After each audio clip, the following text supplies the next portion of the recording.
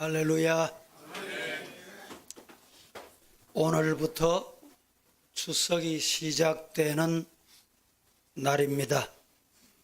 명절도 중요하지만 주일을 더더욱 중요하게 생각하시고 이렇게 하나님 앞에 예배 드리기 위해서 이 자리에 함께 하신 우리 서부의 모든 가족들에게 성삼위 하나님의 은혜가 풍성하기를 예수님 이름으로 축원합니다.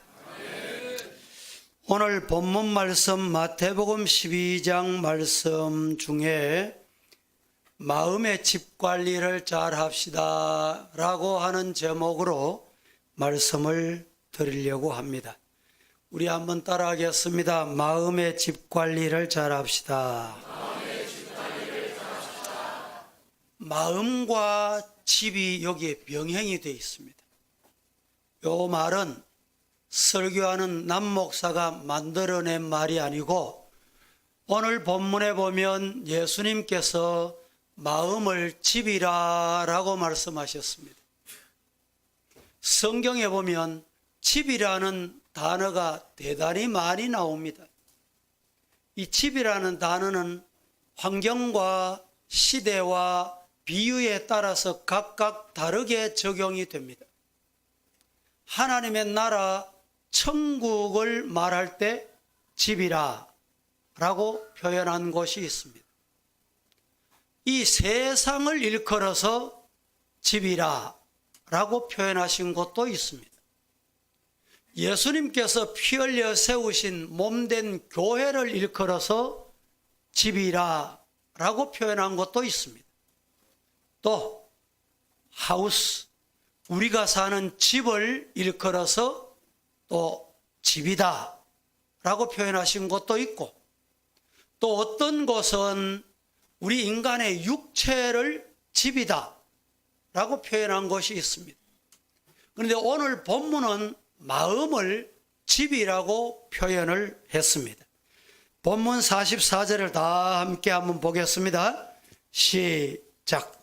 이에 이르되 내가 나온 후 내 집으로 돌아가리라 하고 와 보니 그 집이 비고 청소되고 수리되었거늘. 이에 이르되 내가 나온 내 집으로 돌아가리라 하고 집으로 돌아가리라 하고 와보니 그 집이 비고 청소되고 수리됐다라고 말씀을 합니다.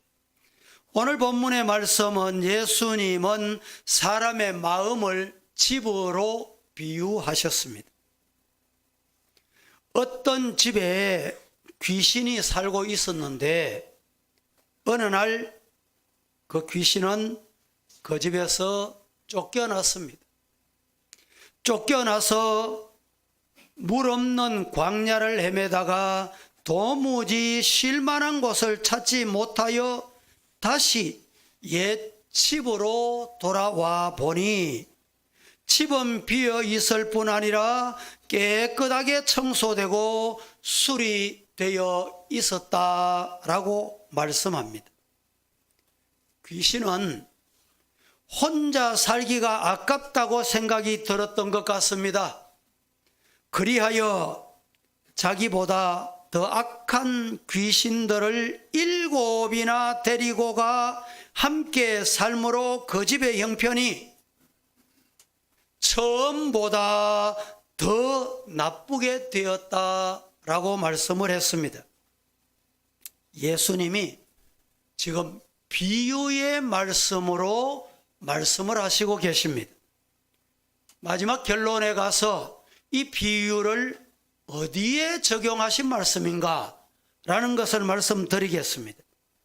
그런데 예수님은 이 비유에서 인간의 마음이 어떻게 해서 사악하게 됐는가, 그래서 우리는 우리 마음 관리를 어떻게 해야 되는가 라는 사실을 이 시간에 말씀드리도록 하겠습니다.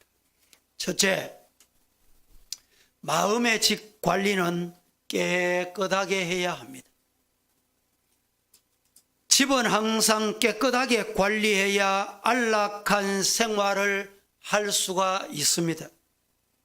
일반적으로 집은 가꾸기 나름이다 라는 말이 있습니다. 아무리 크고 화려한 집이라도 전혀 가꾸지 않으면 흉가와 다를 바가 없습니다.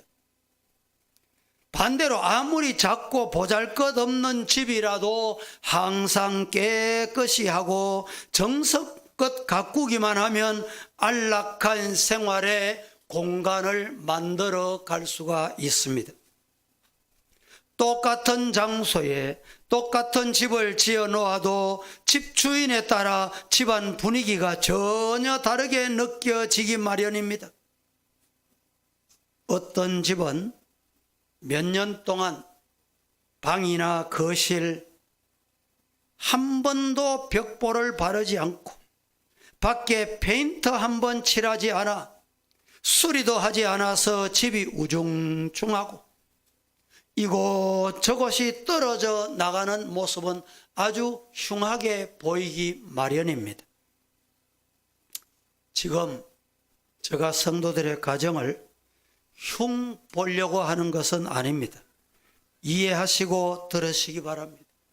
신방을 가면 집안에 딱 들어서면 쓰레기가 여기저기 어지럽혀져 있는 집이 있습니다.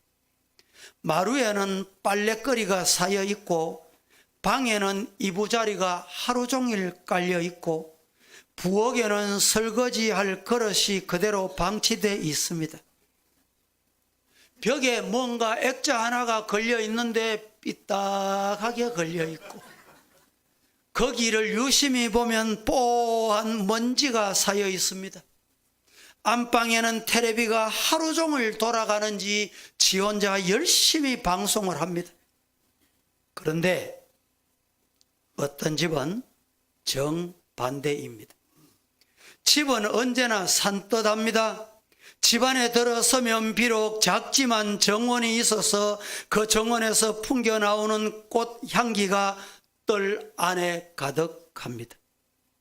가재 도구는 지정된 장소에 가지런히 놓여 있고 아주 보기가 좋습니다.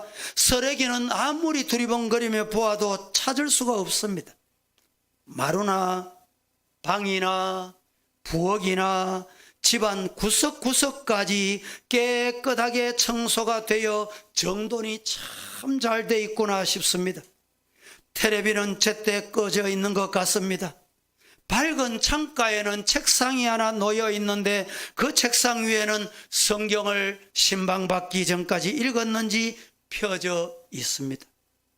묻습니다. 여러분은 전자입니까? 후자입니까? 전자이기를 원하십니까? 후자이기를 원하십니까? 사람의 마음도 집 가꾸기와 똑같습니다.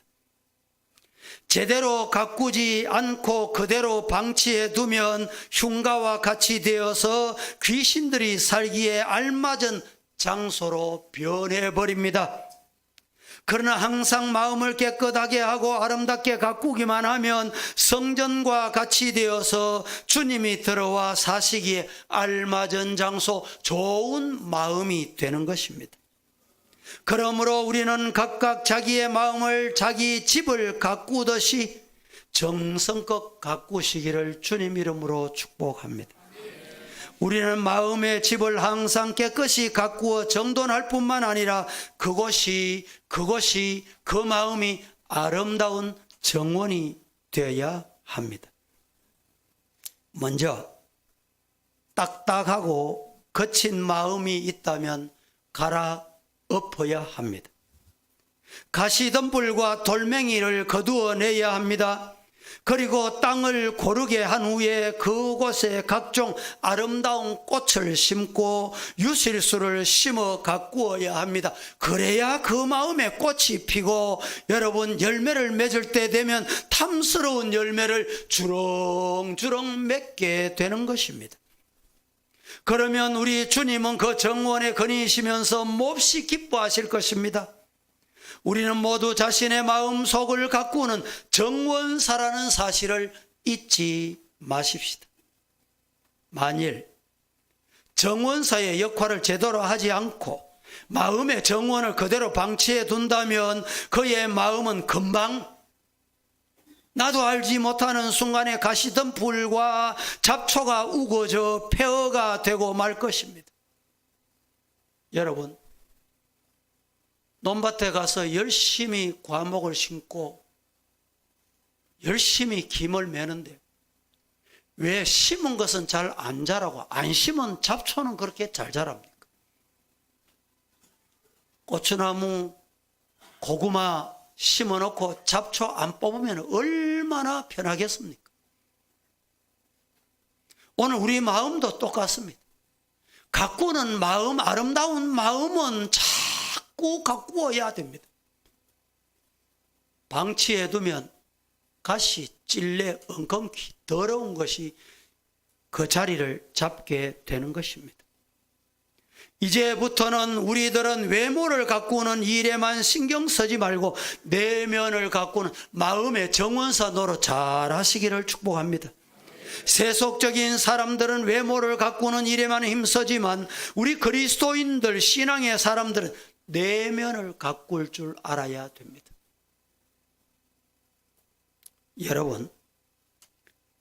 여러분 이 시간에 각각 자기의 마음 속을 한번 살펴보시기 바랍니다. 여러분의 마음의 집은 지금 어떤 상태입니까? 깨끗하십니까? 잘 가꾸어져 있습니까? 여러분의 마음의 정원에는 지금 무엇이 자라고 있으십니까? 가시덤불이나 독버섯이 자라고 있지 않습니까? 잡초가 무성하게 자라고 있지는 않습니까? 이것은 여러분 그대로 두면 큰일 납니다. 관심을 갖지 않으면 이런 것들이 자꾸 자라나게 됩니다. 이 시간 나의 마음의 밭을 갈아 엎으십시다. 아름다운 정원을 만들어서 가꾸어 가기로 결심하십시다. 그래서 하나님께서 이렇게 말씀하셨지요. 예레미야를 통해서 말합니다. 예레미야 4장 3절 시작. 여호와께서 유다와 예루살렘 사람에게 이와 같이 이르노라. 너희 묵은 땅을 갈고 가시덤불에 파종하지 말라. 따라 해보겠습니다. 너희 묵은 땅을 갈고. 오늘 우리의 마음의 묵은 땅을 갈고 가시덤불에 파종하면 안 된다 말씀을 했습니다. 신약 성경의 바울 사도도 동일해요. 같은 말을 합니다. 보십시다. 로마서 12장 2절 말씀 시작. 너희는 네 세대를 본받지 말고 오직 마음을 새롭게 함으로 변화를 받아 하나님의 선하시고 기뻐하시고 온전하신 뜻이 무엇인지 분별하도록 하라.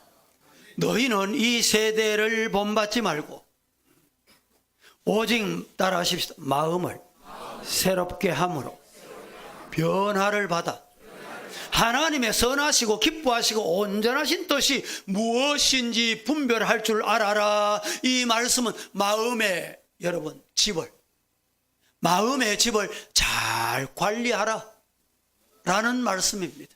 오늘 저와 여러분 마음의 집을 관리 잘하는 깨끗이 관리하는 정원사로서의 사명을 다하기를 주님 이름으로 축복합니다. 축복합니다. 두 번째, 마음의 집 관리는 주님께 맡겨야 됩니다. 집 안에는 어른이 있어야 된다는 말이 있습니다. 아이들만 있는 집은 어수선하고 난잡하기 이를 데가 없습니다. 아이들만 있다 보면 언제 어떤 일이 벌어질는지 예측 불허입니다. 그래서 아이들에게 집을 맡기고 나가면 왠지 마음이 놓이지 않고 불안합니다. 사실 어른들이 잠시 집을 비운 사이에 집을 보던 아이들에 의해서 비극적인 사건들이 일어나는 경우가 우리 중에도 경험을 했을 것이고 그런 소식을 혹 듣습니다.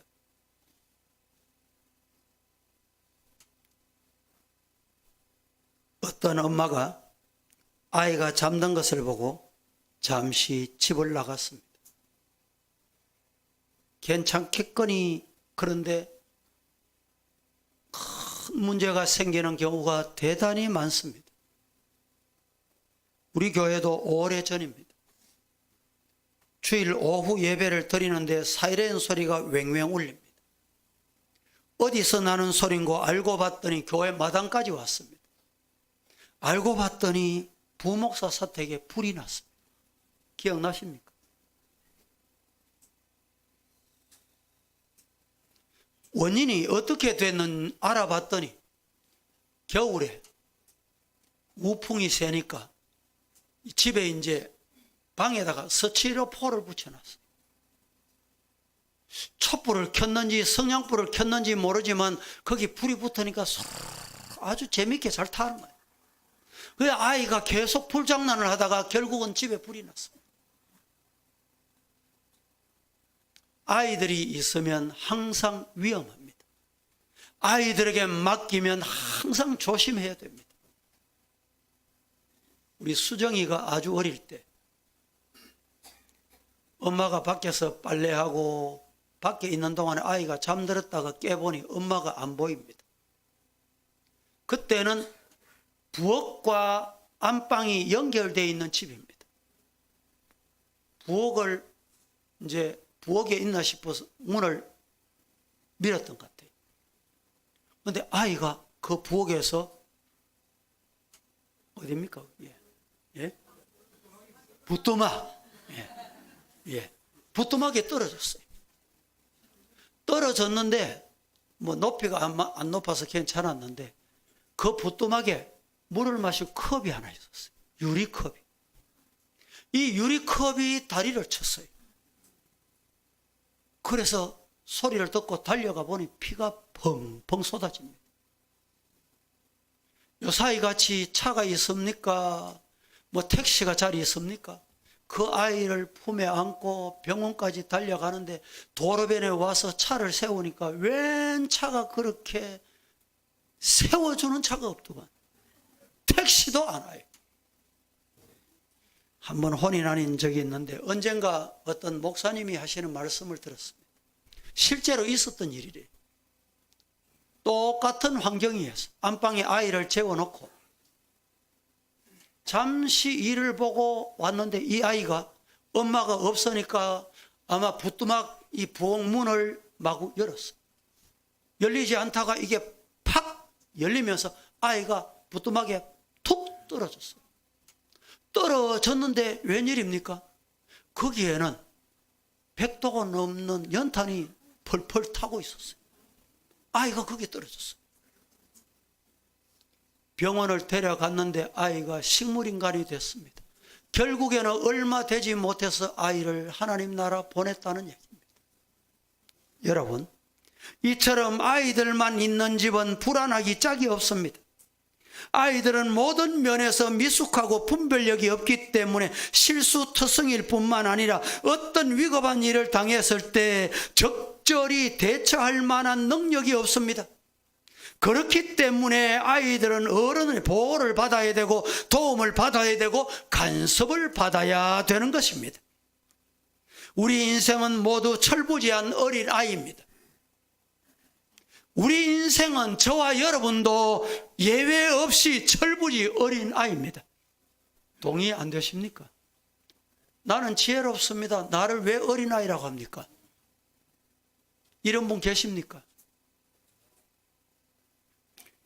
여러분, 우리는 철부지 아이와 같습니다. 그래서 가야 할 곳, 가지 말아야 할 곳 분별할 줄 몰라 때로는 가지 말아야 할 곳 가다가 실패와 낭패를 당할 때 있고 가야 할 곳 가지 않고 있다가 먼 훗날 후회할 때가 한두 번이 아니었습니다.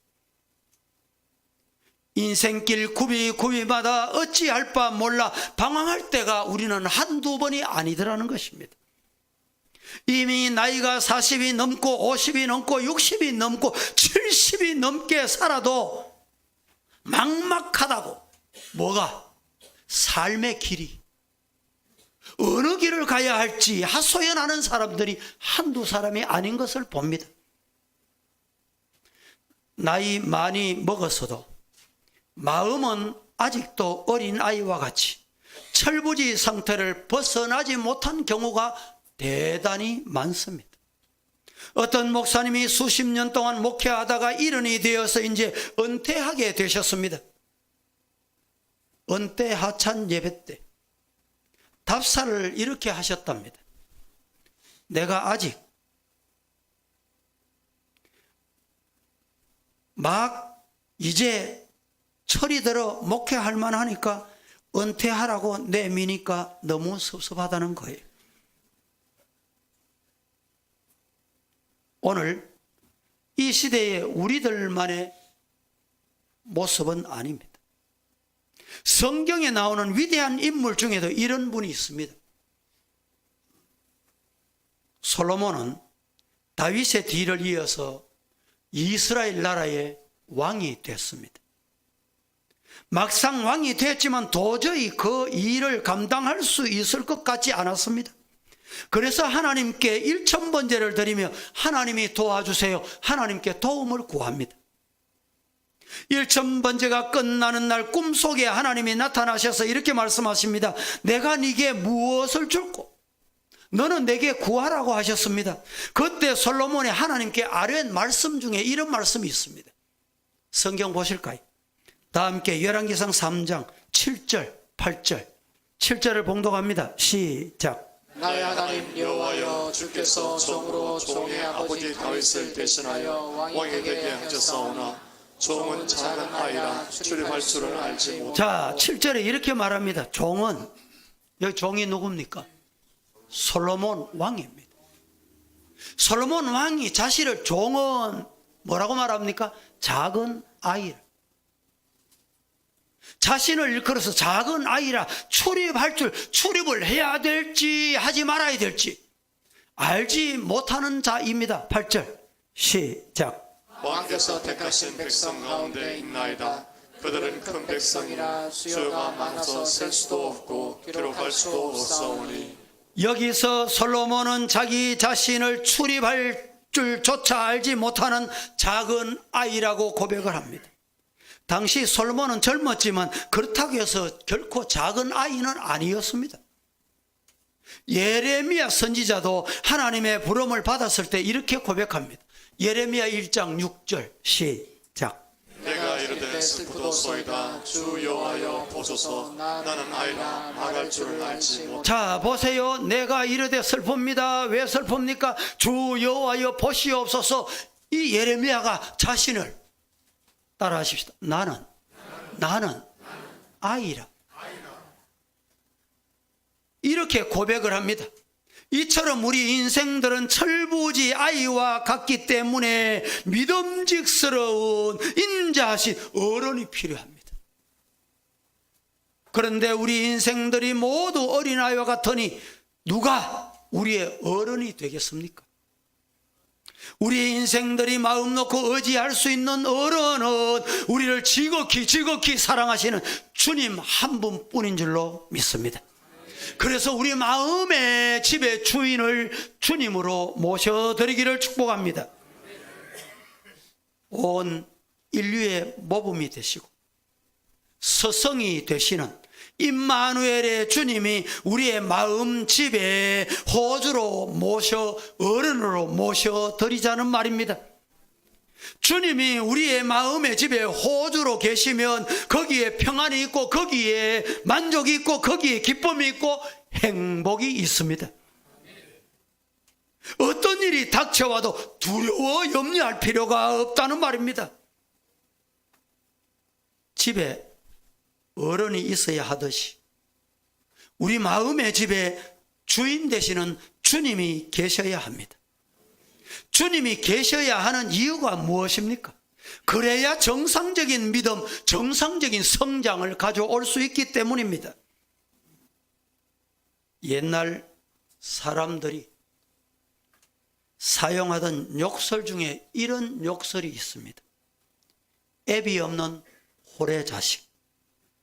이런 말입니다.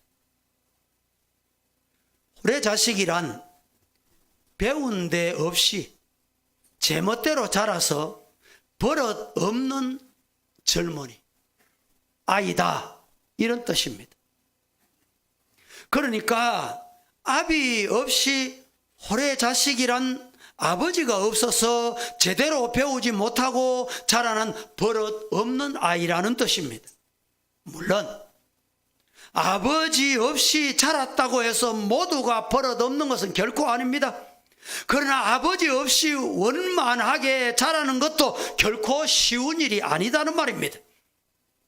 어린아이가 훌륭하게 성장하려면 칭찬과 격려도 필요할 때가 있지만 때로는 호되게 꾸지람도 하고 때로는 징계도 필요할 때가 있다는 말입니다.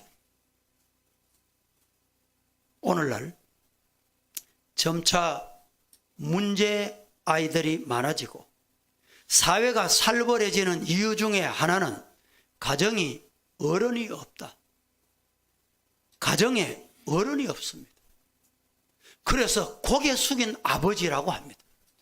집안에 들어오면 고개를 못 든다는 거죠.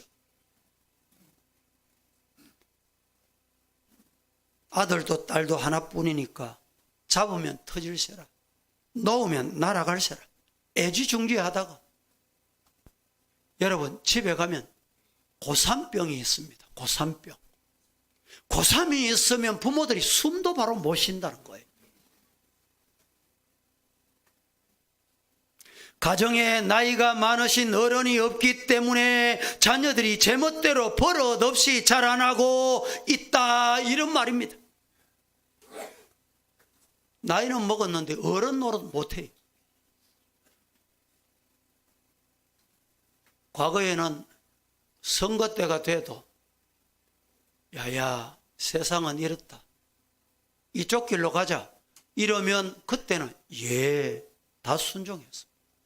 요새는 야야 일로 가재 이러면 아버지 모르면 가만 계세요 이럽니다.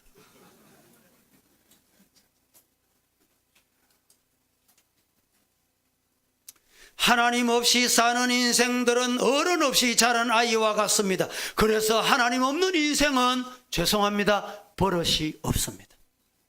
하나님 없이 사는 사람은 교회 출석에도 버릇이 없어요. 하나님을 섬기지 아니하고 자기 멋대로 살아가기 때문입니다. 이 말은 제가 만들어낸 말이 아닙니다. 성경 보세요. 자, 다 함께 시편 53편 1절 시작. 어리석은 자는 그의 마음에 이르기를 하나님이 없다 하도다.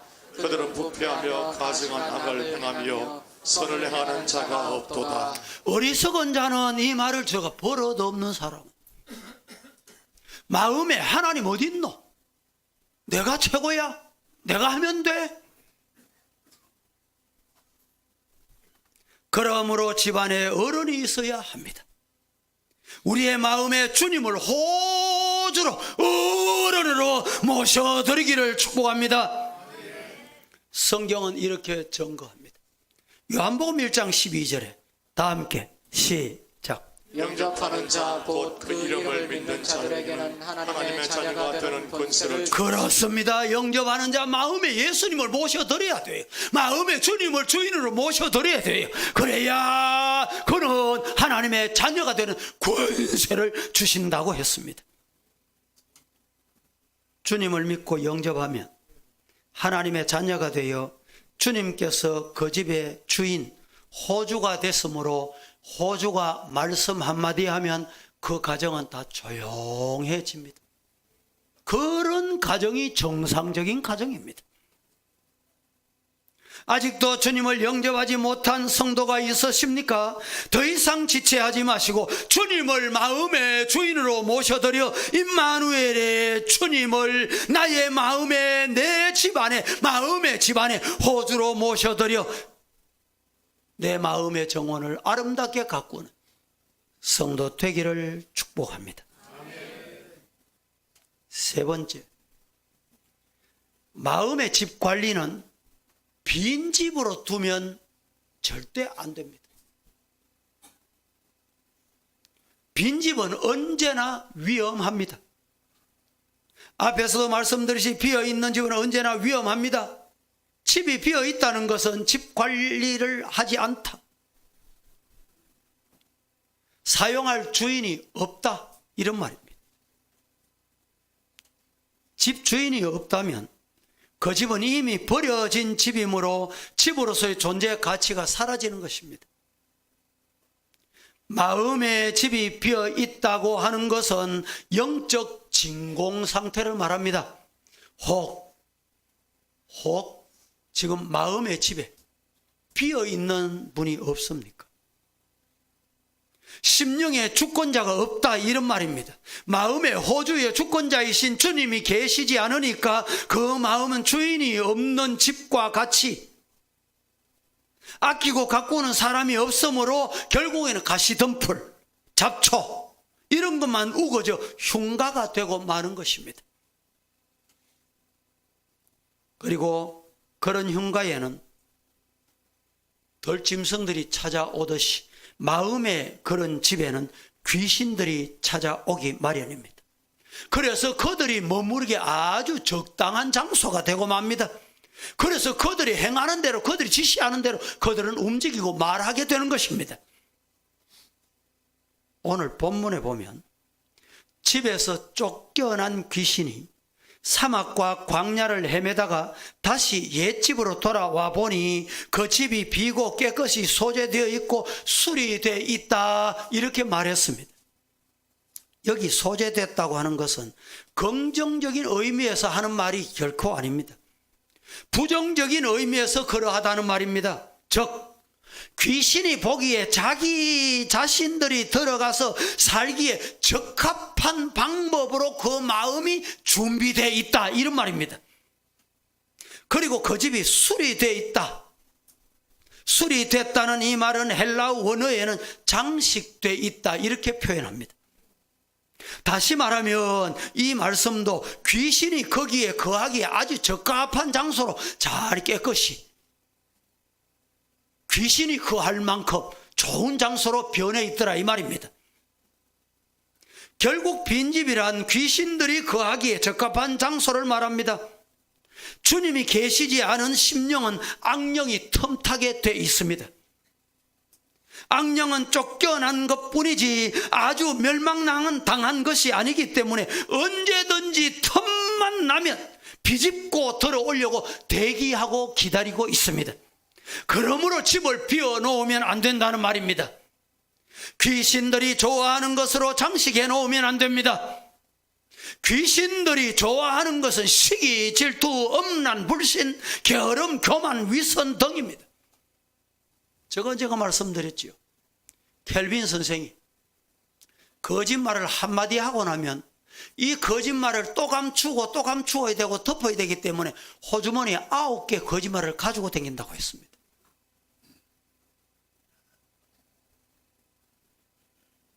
이런 것들로 장식해 놓은 집은 귀신이 혼자 있기에 아까워서 자기보다 더 악한 귀신 7을 데리고 들어와서 함께 거하게 됐다. 오늘 성경은 이렇게 일러줍니다. 예수님께서 이 비유를 말씀하실 때 당시 비유의 대상자는 누구냐? 유대인들입니다. 이전에 이스라엘 백성들이 바벨론 포로에서 돌아왔을 때 그들은 우상 숭배라는 더러운 귀신에 붙잡혀 있었지만 학사 에스라의 외침, 느헤미야 같은 사람들의 영적 각성 운동을 통해서 우상 숭배를 다 버렸어요. 회개했습니다. 그러나 얼마 후에, 얼마 가지 못해 바리새주의가 일어났는데 그들은 하나님의 말씀 중심적 의미를 잊어버리고 외부적인 데만 신경을 쓰고 형식적인 데만 신경을 쓰고 외식적인 데 율법주의에만 신경을 쓰고 그리로 전락하고 만 것입니다. 여러분, 오늘 이 말씀이 나 자신에게 적용되는 말씀이 아닌지 우리 자신이 깊이 이 말씀을 받아들여야 합니다. 그러므로 예수님 당시의 유대인들은 이전보다 더 악하고 더러운 7 귀신에 들린 사람처럼 더욱더 참혹한 상태가 되고 말았습니다. 그래서 어떻게 됐습니까? 하나님의 특별한 은총을 받은 그들이었지만은 오히려 그들이 예수를 모르는 이방인보다 더 악해졌어요. 악한 결과가 뭡니까? 예수님을 결국은 십자가에 못 박았어요. 누가? 유대인들이 박았어요.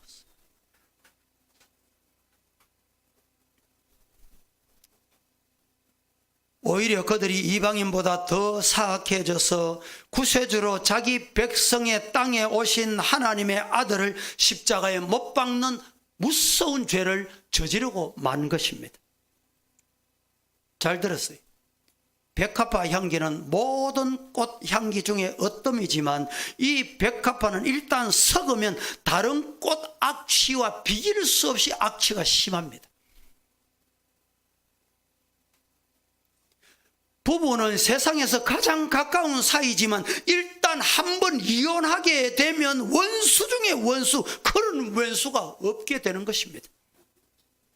성도들도 그리스도인들도 여러분, 예수를 잘 믿다가 타락한 자는 처음 예수 믿기 전보다 더 사악해져 버립니다. 이것이 우리 주변에 나타나는 현상들이 참 많잖아요.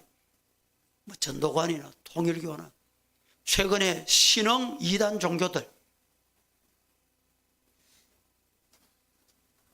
신비한 은혜를 체험하고 타락한 이들이 오히려 하나님을 대적하고 사탄의 앞잡이 노릇하는 경우가 많습니다.